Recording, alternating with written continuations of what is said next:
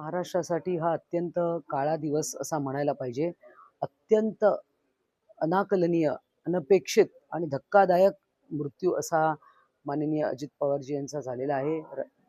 राज्याचे उपमुख्यमंत्री आहेत आणि एक असं दमदार व्यक्तिमत्व, दिलखुलास, अ, तितकेच वेळेच्या बाबतीत काटेकोर आणि म्हणजे तसं पाहिलं तर म्हणजे आपण त्यांचा तडकीफड स्वभाव पाहिला, पण ते तितकंच कुठली गोष्ट मनात न ठेवणारे अशा प्रकारचं त्यांचं व्यक्तिमत्व. खरं तर महाराष्ट्रासाठी खूप मोठी हानी झालेली आहे. पवार कुटुंबियांवर तर खूप मोठी ही शोककळा पसरली आहे.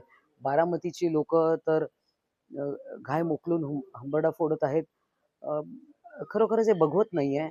आणि अनेक आमदारांशी खूप त्यांचे अ, चांगले संबंध राहिलेले आहेत अनेकांशी. कारण ते व्यक्तिमत्वच असं काही वेगळं अजित पवारांचं होतं. आणि खरं तर अशा प्रकारे एकदम अचानक त्यांची एक्झिट व्हावी या सगळ्या पार्श्वभूमीवर हे मनाला न पटण्यासारखं आहे. माझ्या पक्षातर्फे, माझ्यातर्फे, शिवसेनेतर्फे मी त्यांना आदरांजली अर्पण करते. आठवणी म्हणजे आता सभागृहात आम्ही काही विचारलेल्या बजेटच्या ह्याच्यातनं प्रश्न असतील, तर ते उत्तर द्यायचे. प्रत्येकाचं नाव घेऊन ते उत्तर देत असेल. आणि त्यांचा एक दुसरा मोठा गुण म्हणजे अ, की ते प्रत्येक आमदाराला त्यांच्या वाढदिवसाच्या दिवशी फोन करायचे. आणि ते पण ते अगोदर 4-5 दिवस अगोदरच त्यांच्या पीएचे फोन यायचा, की अ, "दादा तुम्हाला फोन करणार आहेत, तर हा नंबर तुमचाच आहे ना? तुमच्याजवळच हा फोन असतो ना?"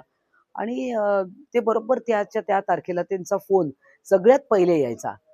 म्हणजे प्रत्येक ला ते विश करत होते. वाढदिवसाच्या शुभेच्छा देत होते. त्यामुळे कधी-कधी तर आम्हाला वाटायचं, की खरंच दादा बोलतायत का फोनवर? तर परंतु ते हे सत्य आहे. या परिस्थिती म्हणजे खरं तर या परिस्थितीशी महाराष्ट्राला आता जुळवून घ्यावं लागणार आहे, की आता अजितदादा आपल्यात नाहीये.